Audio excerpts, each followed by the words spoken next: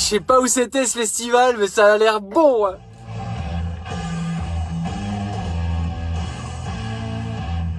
Rock Sudiste, le concert idéal. Wouhou!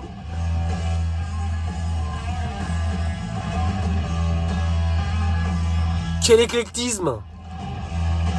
Bah ouais, ça va et toi Clément? Salut mon Florian, salut Sandrine, salut à toutes et tous, bienvenue, bienvenue les amis des réseaux et même les amis tout court.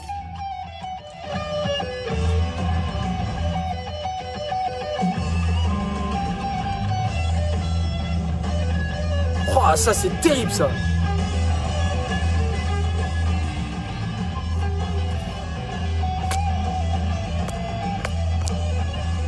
Salut Anne. Bon. Ah putain, j'ai pas envie de le couper quoi.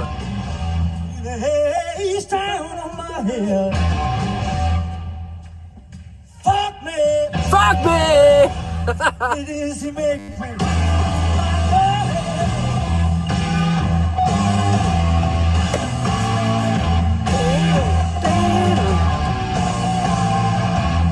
Putain, quand on va sortir faire la teuf, ça va être chaud, chaud patate. Ah ouais, ça déchire.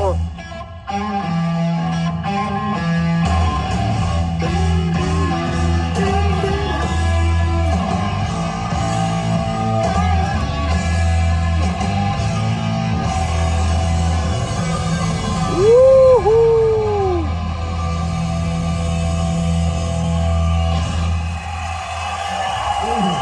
Thank you, ouais. Thank you. Bon allez, c'est parti pour ce soir. Bon, j'espère que je me ferai pas couper le truc parce que les algorithmes de Facebook... Si, ça arrive, hein. Il y en a, ils sont foutus de ma poire la dernière fois, là. Mais si, c'est vrai, c'est vrai. Ça arrive parfois que le début du live, il n'y ait pas le son. Salut David, salut Clémentine. Ne coupe pas. Ah yeah. Putain, les gars, ils lâchent rien. Hein. Ouais, alors c'est parti pour ce soir. Donc là, toujours pareil, énorme. Tiens, tu vois, la batterie du camion vient de se couper, c'est un signe. Hop, voilà. Quelle transition magnifique. J'aime bien quand les planètes s'alignent comme ça. Bah ouais que c'est bon, mon Whoops. Il est là, mon Whoops, il est là. Alors, chut. Mais oui, chut, secret. Ah, de secret. Coronavirus. Là, c'est sérieux. Pour celles et ceux qui ne le savent pas, depuis 45 jours, nous sommes en confinement. 45 jours, non. Puisqu'en fait, nous, on était en confinement le vendredi 13. Oui, ça fait 45 jours. Non, même pas. C'est 45 jours. Oh, je ne sais plus. C'est 45 jours à partir du 16. Donc, nous, on a été en quarantaine. Donc là, maintenant, ça fait qu'on est en 45aine. Je ne comprends rien, mais ça fait longtemps. Ça fait longtemps. Voilà. Donc, pour celles et ceux qui ne le savent pas, il y a le coronavirus. Un virus ravageur qui a tué beaucoup de personnes. Non. On va pas vous donner des chiffres, surtout que on les a pas, les chiffres exacts. Donc, on préfère vous dire, c'est beaucoup. Oui, c'est beaucoup. Alors, quatre questions sur les brigades chargées de retracer les contacts des malades après le déconfinement. Oui, vous avez bien entendu, ils vont mettre des brigades.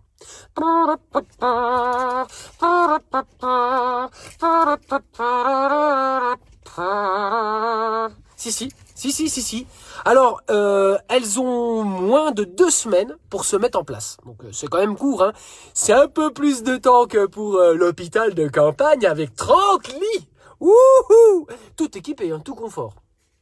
Donc là, mardi 28 avril, devant l'Assemblée nationale, le Premier ministre a annoncé dans le cadre d'un plan de déconfinement la création de brigades chargées d'aider à casser les chaînes de contamination. Tu es le maillon faible. Oui, c'est toi qui as le coronavirus. Nous allons briser ta chaîne de contamination. Tu vas nous suivre et on va t'emmener loin. Loin. Oui, tu as déjà regardé le film The Beach? Non, pas celui-là, pas celui qui est... Non, je peux pas en parler de ça. Non, en traduction, La plage.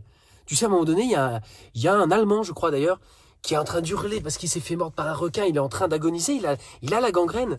Eh bien, la solution qui a été trouvée, oui, c'est de l'emmener très très loin de la cahute, hein, pour qu'il arrête de saouler les gens avec ses cris. Voilà, c'est ça. Ben, c'est ça qui va se passer.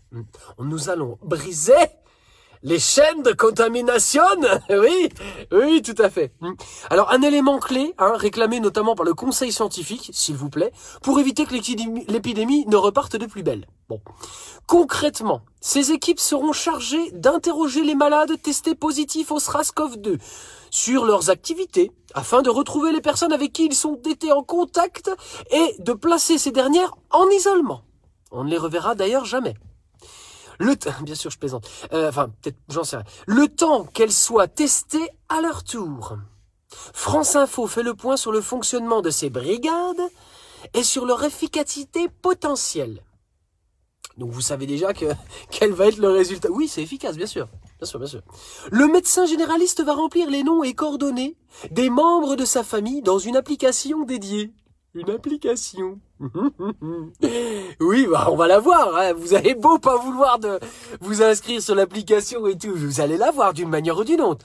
Ah bah vous les chassez par la porte, ils reviennent par la fenêtre. Vous fermez la fenêtre, ils reviennent par la cheminée. Si c'est pas une cheminée, ils reviennent par le poêle à bois. Ah oui, oui, oui, oui. Ah bah si. Ah bah il lâche rien. Hein. Bah il lâche rien. Il va falloir fliquer un paquet de gens. Ce n'est que mon avis. Hein. D'accord ? Ce n'est que mon avis. Bref. Donc, en fait, c'est sur France Bleu Occitanie que le directeur général de la Caisse primaire d'assurance maladie, la CPAM de Haute-Garonne, Michel Davila, détaille les choses. Voilà. Ces coordonnées remonteront alors aux fameuses brigades, pilotées par les CPAM de chaque département. Ça va envoyer du gros, je vous le dis. À elle de contacter les personnes recensées par les généralistes, mais aussi d'assurer la démultiplication de cette démarche d'identification des cas contacts au-delà de la cellule familiale. Je te dis pas, ils vont faire comme sur Facebook, ils vont contrôler les amis des amis, des amis de tes amis. Mais ça va être un truc de malade. Là, il va y avoir du boulot. Oui, poser candidature, ouais. Oui, des call centers, ils vont embaucher des call centers, c'est obligé, je vois pas comment ils vont faire. Ouais. C'est-à-dire, toutes les personnes croisées hors du domicile du malade pendant une durée suffisante à une contamination. Ça fait du monde, ça fait du temps. Pour cela, ces équipes recontacteront le patient pour l'interroger sur ses activités récentes, jusqu'à 48 heures avant l'apparition des symptômes, précise Ouest France, le directeur général de la CPAM de Morbihan, Mohamed Asgag, excusez-moi pour lui. Elles disposeront pour cela de critères précis, une batterie de questions précisément. Alors on ne sait pas encore quelles sont les questions posées, mais bon, en gros, y a des exemples qui sont donnés dans le Figaro. Combien de temps avez-vous passé à discuter? À quelle proximité étiez-vous? Portiez-vous un masque? À 10 balles, ou à 5 balles, ou gratos, ou vous l'avez fait vous-même. Non, ça c'est moi qui le rajoute, mais portiez-vous un masque. La coopération avec ces enquêteurs sanitaires, bien que fortement conseillée, ne sera pas obligatoire. Mais nous savons les moyens de vous faire parler. Oui, il y a des applications, il y a tout ce qu'il faut, bien sûr. Assure donc France Bleu Occitanie le président du Conseil de l'Ordre des médecins du Tarn, Étienne Moulin. Si quelqu'un ne veut pas parler de ses contacts, on n'y pourra rien. On n'est pas en Chine.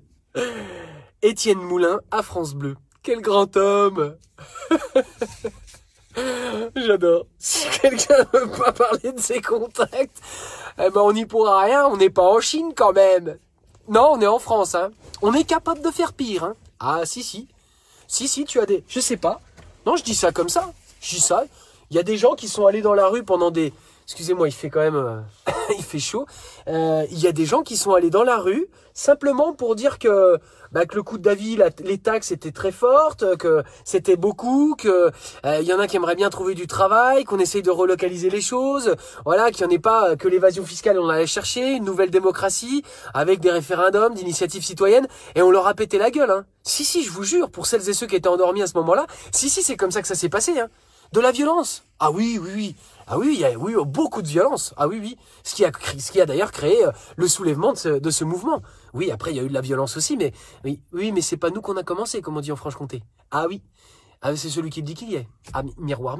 Excuse-moi, Non, mais tu veux jouer à ce jeu-là, connard? On va y jouer, Voilà. Moi, je dis ça, voilà, hein, simplement, c'est pour donner une information. Alors, est-ce une méthode efficace, cette affaire, hein? Nous avons les moyens de vous faire parler, ouais. Est-ce que c'est une méthode efficace? C'est la question, hein. Certaines conditions sont cependant nécessaires pour que cette stratégie fonctionne. Il faut bien sûr que la capacité de tester promise par le gouvernement soit effective. On n'est pas dans la merde. Sans malade dépisté, il n'y aura aucun cas contact à retrouver. Belle déduction. Ouais, on connaît déjà les résultats de cette grande mesure, ça va être superbe. Oui, c'est un peu comme le grand débat, on savait d'avance que l'autre il allait faire blabla tout seul pendant des heures. Oui, en plus de ça, vous vous souvenez quand même, je le répète pour celles et ceux qui ne le savent pas, ou qui ne s'en souviennent pas, mais les résultats du grand débat, on les a jamais eus. Oui, les dossiers ont été classés, oui, verticalement. Vous savez ce que ça veut dire quand on classe les dossiers verticalement? Voilà, bon, il y a par exemple une broyeuse à papier, et on passe dedans dans la broyeuse. Oui, c'est ce qui s'est passé. Ah bah si, c'est ce qui s'est passé. Bah quand on leur a demandé, alors c'est pas nous, hein, mais il y a des personnes qui se sont dit, tiens, au fait, qu'est-ce que c'est devenu le grand débat et tout ça? C'en est où le truc? Eh ben oui, on aimerait bien voir ce que vous avez rédigé, enfin l'analyse que vous en avez faite. Oui. Non, vous retrouvez pas les dossiers, d'accord. Putain, c'est dingue. Pourtant, c'est pas vieux comme truc. C'était il y a, tu sais, c'est genre, ça faisait 6 mois. Hein? Oui, bah, on aimerait bien ça. Oui, en fait, ça a servi à quoi? Ah, c'était pour la campagne des européennes. Il était venu faire un grand débat, mais tout seul, en fait. C'est ça? C'est ça ou pas? D'accord, ok. Non, mais dites-le, soyez francs. Soyez transparent, comme vous le dites. J'adore. Donc, tout à fait, il faudra quand même qu'il y ait la capacité de dépistage. Dans un entretien au Monde, article abonné, le 26 avril, oui, la date anniversaire de Tchernobyl, le président du conseil scientifique, Jean-François Delfrécy, je le kiffe, estimait que, vu la taille de notre pays, il faut tabler sur environ 30 000 personnes pour composer les brigades d'enquêteurs. Sans cela, ça ne marchera pas, assurait-il. Rappelant qu'ils sont 20 000 en Corée du Sud, pays de moins de 52 millions d'habitants, contre 67 millions en France, et qui compte beaucoup moins de cas à surveiller. Je pense que là, la messe est dite. Un autre écueil a été évoqué par le Premier ministre, enfin le Premier sinistre, excusez-moi, à l'Assemblée. Ces enquêtes se heurtent parfois dans des centres urbains à l'impossibilité de reconstituer des chaînes de transmission dans les lieux plus denses, notamment les transports en commun. Si un malade a pris le métro ou fait la queue longtemps au supermarché avant d'être dépisté, il a pu être en contact proche avec des personnes qui ne connaît pas et qu'il sera difficile de retrouver. Ah oui, par exemple, le mec qui veut un paquet de Pépito, bon, il se dit, tiens, je vais quand même regarder la date de péremption du paquet de Pépito. Il prend le papier de Pépito, puis il dit, ah bah non, en fait, c'est pas des Pépitos que je voulais, c'est des granolas. Alors du coup, il repose le paquet de Pépito, il prend le paquet de granola, et puis en fait, il dit, merde, c'est pas le paquet de granola, en fait, les deux gâteaux, c'est de la merde. Du coup, je vais plutôt aller au rayon bio et peut-être acheter des, je sais pas moi, des figolus, tu vois. Bon, il a touché quand même 3 paquets, le gars. Alors si quelqu'un a la même démarche, mais même à l'envers, quelqu'un qui dit oh non ça fait chier le bio, j'en ai rien à foutre des figolus, je vais plutôt me remettre sur des pépitos ou des granolas, on est dans la merde, comment ils font? Alors le mec il va lui poser la question, l'enquêteur, mais combien de pépitos avez-vous touché? Quel était le numéro de lot du pépito du paquet de pépitos? D'ailleurs pourquoi n'avez-vous pas choisi les figolus au premier choix par exemple? On aimerait bien savoir quand même pour retrouver en fait le pépito zéro quoi, tu vois? Putain, j'en ai marre. J'en ai marre. Mais je sais pas vous, mais putain, mais j'en ai marre de ces conneries. Marre. Vous savez ce qui... Oui, on pète un plomb, vous savez pourquoi? Mais quand on voit les jeunes asiatiques, là, dans quel pays ils ont sur la tête, vous l'avez vu ça quand même. Ils ont des espèces de ballons gonflables, là, pour marquer les distances à 1 mètre. Mais purée de purée. Oui, Anne, je sais que tu mets du gel hydro. Je sais, Anne. Mais tout le monde ne l'utilise pas, le gel hydro. Les gens sont sales. Je plaisante. Attends, les gens sont sales, c'est pas moi qui le dis. Manu, il était monté dans une bagnole après avoir serré des mains. Ah, la première chose qu'il a fait, laisse tomber, Ah il s'est désinfecté au White Spirit la main, jusqu'à s'enlever les empreintes digitales, il venait de toucher des gueux, c'est le truc de dingue, Mais c'était bien, ça faisait bien. C'est un peu comme quand tu vas taper le cul des vaches. Si, au salon de l'agriculture, là, c'est pareil. Mais oui, je sais, on en a marre. Oui, le Pépito Zéro, Palex, tout à fait. On en a ras-le-bol de tout. Vous avez vu dans les gares ce qu'ils font? Ils mettent des croix à 1 mètre. Genre les gens restaient à distance et tout. Non, c'est fatigant. Salut Olivier, c'est fatigant. Franchement, j'en ai ras la casquette. Ah mais vraiment, vraiment, vraiment. C'est d'une incohérence. Les gamins, ils vont repartir à l'école. Laisse tomber, laisse tomber. Alors on a reçu les consignes de notre école. Donc ils savent pas encore tout à fait. Les pauvres, hein, tu vois, ils gèrent comme ils peuvent. Hein, ils font un super boulot. On va pas, c'est pas de leur faute. Hein. Mais putain, ils vont couper les classes en deux. Et en fait, ça va être le lundi. Et du coup, peut-être le mardi. Mais alors après, le jeudi, le vendredi. Enfin, en fait, ils vont me rentrer sur des demi... Non, on sait même... J'en sais rien. C'est vraiment chaud patate. C'est du grand bordel. Ouais, complètement. Alors attention quand même. Je termine là-dessus parce que je fais des digressions. Mais restons concentrés quand même. Reste que l'application est pensée par le gouvernement comme un autre élément de stratégie. Ils aiment bien le mot stratégie ou alors ils aiment bien le mot doctrine. Doctrine. En plus, dans doctrine, c'est comme docteur, tu vois. C'est un mélange entre la chlorohydroxychlorine, je sais pas quoi, hydroxychloroquine et docteur. C'est la doctrine. Non, rien à voir. Susceptible notamment, donc, cette application, d'aider à retracer les contacts avec les inconnus. Voilà. Vu que tout le monde est pisté, bah tu dis hop, t'es passé à côté de Michel du 32 là. Ouais, bah elle aussi a touché le paquet de figolus. C'est bon, on a remonté la piste. Truc de dingue. Téléchargez cette application, bon sang, quoi. Vous voulez encore foutre le système hospitalier par terre? Mais c'est vous, faut vous responsabiliser, bande de Français, va. Ça va devenir l'insulte, hein, bientôt, hein. Ah oui. Ah bah, des Gaulois réfractaires, c'est bande de Français, va. Sale Français, tu vois. Sale Français. Mais oui, c'est à cause de vous. Vous voulez savoir, c'est à cause de vous. Bon, je me mets dans le même tas. C'est à cause de nous si le système hospitalier se porte mal. Eh oui, on serait pas malade, ça irait bien. Vous avez compris ou pas? Alors arrêtez d'être malade, quoi. Pas vrai, ça. Ah oui, au bout d'un moment, c'est fatigant, hein. Alors il a dit quand même, je serais bien en peine de vous dire si elle marche, cette application, hein, et comment elle fonctionnera précisément. C'est rassurant. C'est rassurant. Si, téléchargez-la, oui. Non, on sait pas trop comment ça fonctionne, mais oui, ça va le faire. Bon, déjà, téléchargez-la, vous réfléchirez après. Ça me fait penser à autre chose, ça, tu vois. Ah, je vais en parler, mais sans trop rentrer dans les détails. Mais vous savez, quand on essaye de se réunir et de se rassembler, et ben qu'on vous dit si viendez, ouais viendez, c'est super, ouais il y a tout le monde et tout, venez, ouais, et que tu dis mais attendez, sur la base de quoi, enfin de quel texte, comment enfin qu'est-ce que c'est le socle, quoi, sur quoi on s'accorde en fait. Mais non, mais venez, c'est super, vous allez voir, ouais il y a plein de monde et tout, ouais, wouhou, on va être nombreuses et nombreux, ouais, wouhou. Ouais d'accord, mais enfin, on aimerait bien quand même savoir sur quoi on s'accorde, quoi. Non, mais je dis ça comme ça, c'est bien de dire, ouais, on est plein, mais si au bout d'un moment on s'aperçoit que finalement, on sait même pas pourquoi on est réunis et sur la base de quoi, ça risque d'être compliqué. Hein. Donc voilà, c'est juste un petit exemple comme ça. Celles et ceux qui savent de quoi je parle, eh ben ils savent, et puis les autres, ils doivent se douter, je pense. Hein. Voilà, mais sur l'application, allez-y, ouais, téléchargez-la à fond. Ah bah c'est sûr, ah bah ouais, ah bah oui. Mais après, vous la connectez au Linky, et puis bah alors là, c'est le top du top, quoi. On sait exactement. J'en sais rien. Je dis ça, c'est pour faire le con. Hein. Je ne sais absolument pas du tout si cette application est bien ou pas. Hein. Juste voilà, j'ai des doutes. Voilà. Alors, c'est l'heure de notre petit point whoops, quand même. Hein. Alors le point whoops, attention, ça envoie du gros. Hein. Vive le capitalisme! Ouais.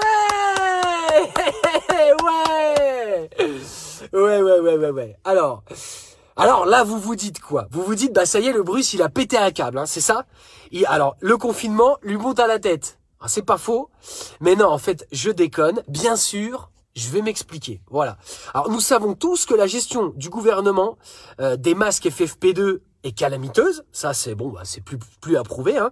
Pourtant, la solution du marché libre et non faussé, tant prônée par nos gouvernants libéraux habituellement, aurait pu être une bonne solution. Rappelez-vous, depuis le début de cette crise sanitaire, l'État pose son veto sur la gestion des masques pour en réquisitionner un maximum, étant donné que les stocks sont vides. Puis, soi-disant, pour éviter les transactions frauduleuses et lutter donc contre la spéculation et la contrefaçon, en fait, qu'est-ce qu'il fait? Eh ben, en fait, ce qu'il faut noter, c'est qu'il y a plusieurs pharmaciens qui réussissent à s'approvisionner, mais n'ont pas le droit de les vendre. Donc, ils interdisent les ventes. Oui, je sais, ça bug. Mais bientôt, j'aurai une meilleure connexion, ça buggera moins. Mais effectivement, ça bug, on me l'a déjà dit. Je suis désolé pour celles et ceux qui ont pas la transmission correcte. Donc, ils ont pas le droit de vendre, les pharmaciens, vous vous souvenez, hein? Alors, tous les stocks seront réquisitionnés par l'État. Voilà comment ça s'est passé. Plus tard, on nous expliquera que, pour la bonne cause, bien sûr, nos politiques nous auraient menti sur la situation. Étant donné qu'il n'y en a pas pour tout le monde, eh bien, il n'y en aura pour personne. Voilà la stratégie. Hein. Alors, hormis les services prioritaires, bien sûr, on a encore...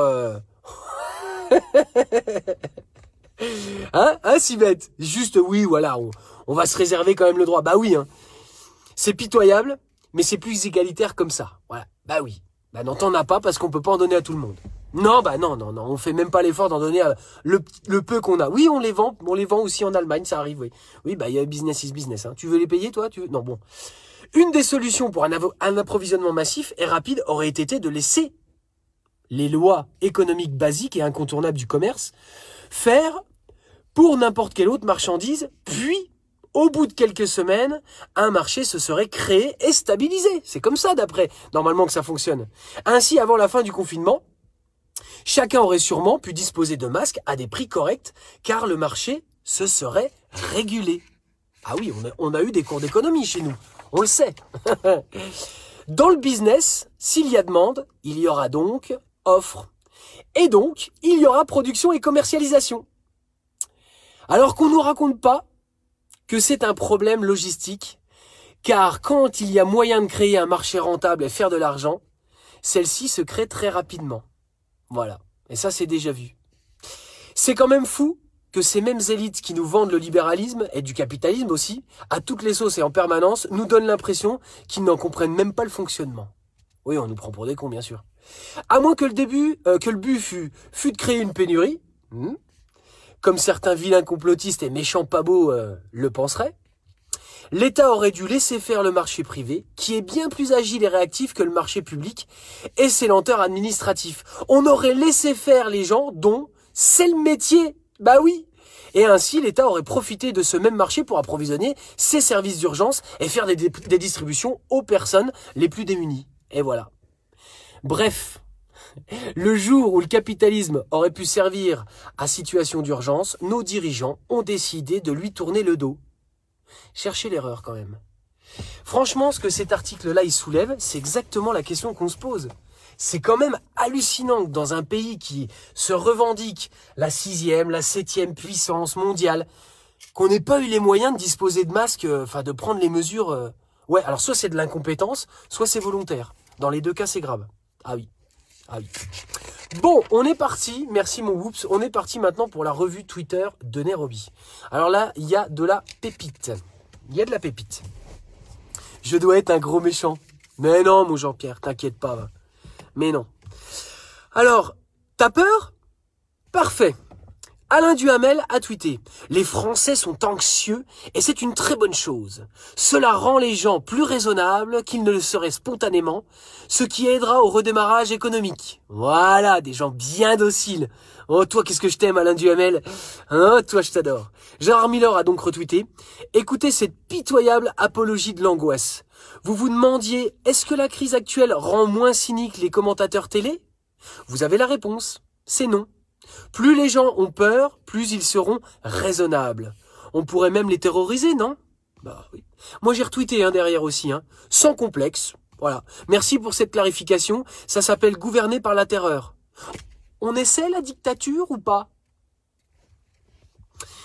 Alors, vous voulez peut-être une explication, non, dans cette rubrique-là? Alors, une infirmière en colère a tweeté ceci. Louise, infirmière à Paris, faut qu'on m'explique là. J'apprends que Carrefour a gardé 175 millions de masques en réserve pour les revendre, alors que l'État avait réquisitionné ces masques donc pour servir les soignants. Pour mémoire, les stocks de l'État, c'était 115 millions selon le PM. Ça fait quand même mauvais genre, hein, cette affaire-là. Hein. Ah si. Alors Carrefour a répondu, bien sûr. Hein. Oui, il s'appelle Carrefour, le mec. Alors il a répondu, bonjour.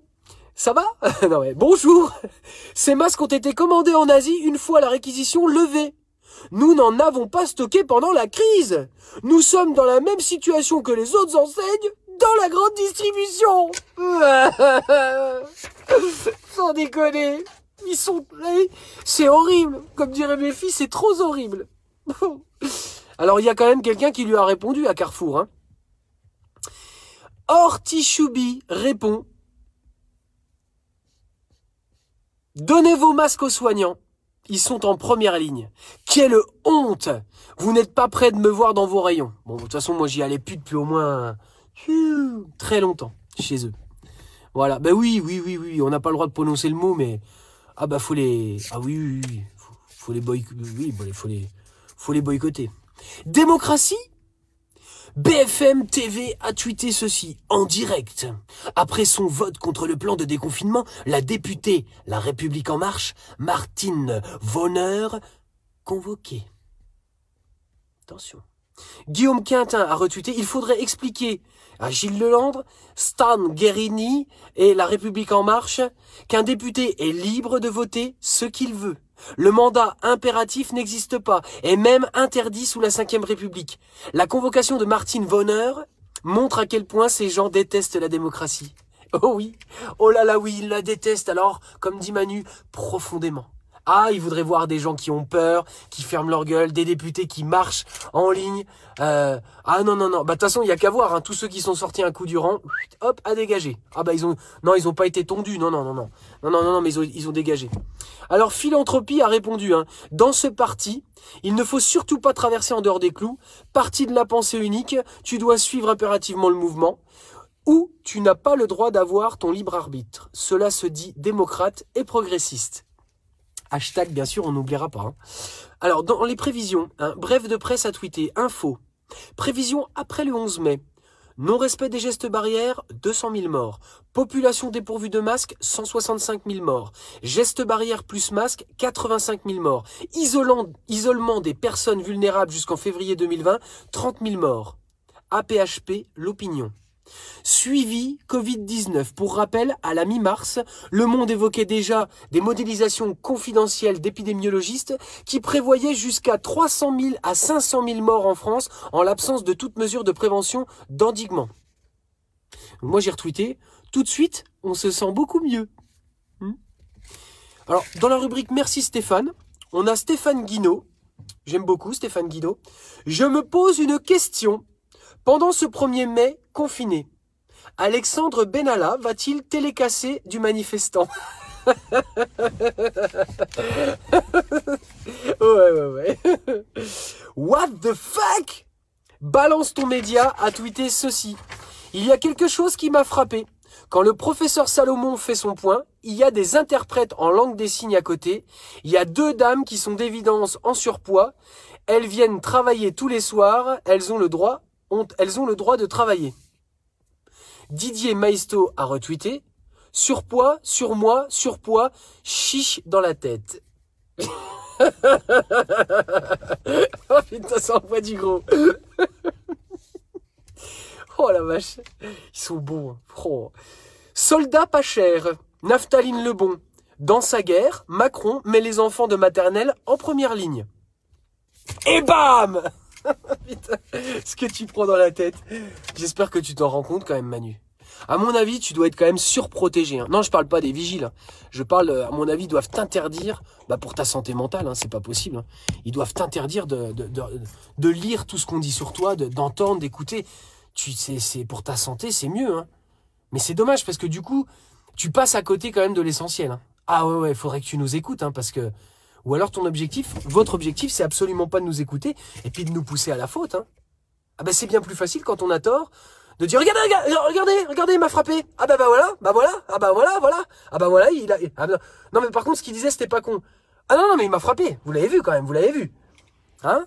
Non, je sais pas, je dis ça, c'est dingue. Ça me fait penser à des événements, tu vois, T'as des gens, par exemple, je sais pas, des gens qui venaient revendiquer des choses et puis qu'on a poussé à bout dans la rue et puis après, on a dit oui, bah attendez, regardez quand même, c'est des violents, des casseurs.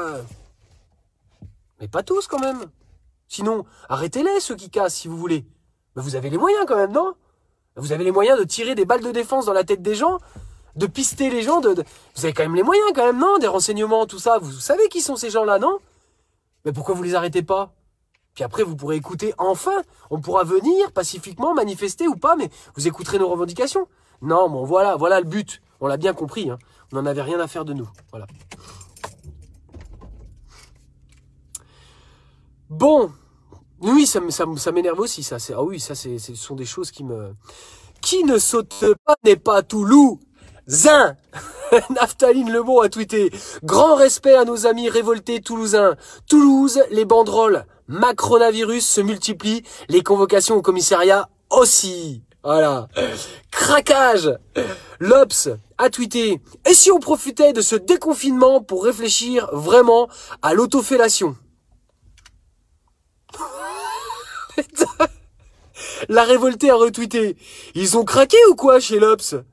Non mais soyons sérieux là, le journalisme en France, il fait vraiment flipper quoi. Tu m'étonnes quoi. » Alors Jackie et Michel répondent « Salut. Salut l'Obs. Si t'as besoin de parler, n'hésite pas. » Non mais le monde est devenu dingue. Il était déjà, mais alors là, Dinde, non pas Dinde, hein, Dinde a répondu « On parle pas la bouche pleine. » Oh les pépites, c'est énorme. Ah ça fait plaisir, bien sûr que ça fait plaisir. Sacré détail. Stéphane de Troyes a tweeté. Résumons.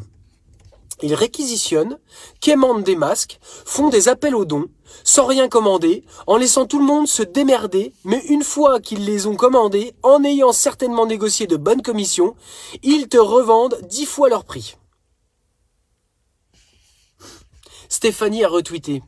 Impossible, Macron a dit qu'on aurait tous la possibilité d'avoir des masques le 11 mai. Je suis con, il a pas dit que les masques seraient distribués à tout le monde, mais qu'on aurait la possibilité d'en avoir. Tout est dans les détails de ce qu'il dit. Exactement, Stéphanie. Tu as tout compris.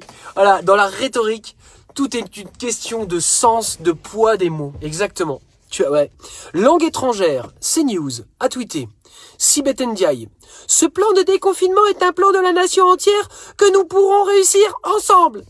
Voilà, alors Eric Massot a retweeté.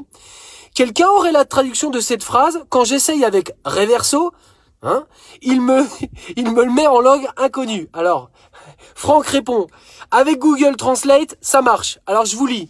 Donc on a la phrase hein, à gauche en Sibeth Ndiaye, donc c'est la langue Sibeth Ndiaye. Donc je répète cette phrase. Hein. Ce plan de déconfinement est un plan de la nation entière que nous pourrons réussir qu'ensemble. Et donc du coup le Google Translate en français, voilà ce que ça veut dire. Ça va être le gros bordel à cause de nous, mais on se prépare déjà à dire que tout est de votre faute. Oh oui, il faut avoir il faut avoir la bonne traduction, tout simplement. Voilà. Simple, basique. Florent Moreau a tweeté ceci. Après chaque utilisation, lavez votre masque en tissu 30 minutes en machine à 60, puis désinfectez la machine, cycle eau de javel, démontez la pièce par pièce et passez-les au sèche-cheveux, enfin rincez la salle de bain au Karcher, puis allez vivre quelques jours à l'hôtel le temps que ça sèche. Oh, on n'est pas sorti. On est loin d'être sorti. Ouais, ça va être tendu. Bon, alors écoutez, voici la fin de cette rubrique. Hop. Je vais tout de suite vous chanter cette petite chanson que mes filles ont rédigée. Alors c'était un poème à la fin. Enfin au début je veux dire. Et puis en fait en discutant avec elles, m'ont dit mais peut-être que ça pourrait être une chanson papa. Alors on en a fait une petite chanson. Voilà. Ça s'appelle On est des sœurs, on s'aime. Je vais vérifier si c'est accordé quand même. Hein. Ouais, je leur ai demandé, bah oui, en fait, vous ne dites rien, elles sont pas déclarées, hein, mais elles écrivent de temps en temps une partie de cette rubrique, donc je veux pas d'emmerde, d'accord ? Je saurai que c'est vous, hein. Je saurai que c'est vous.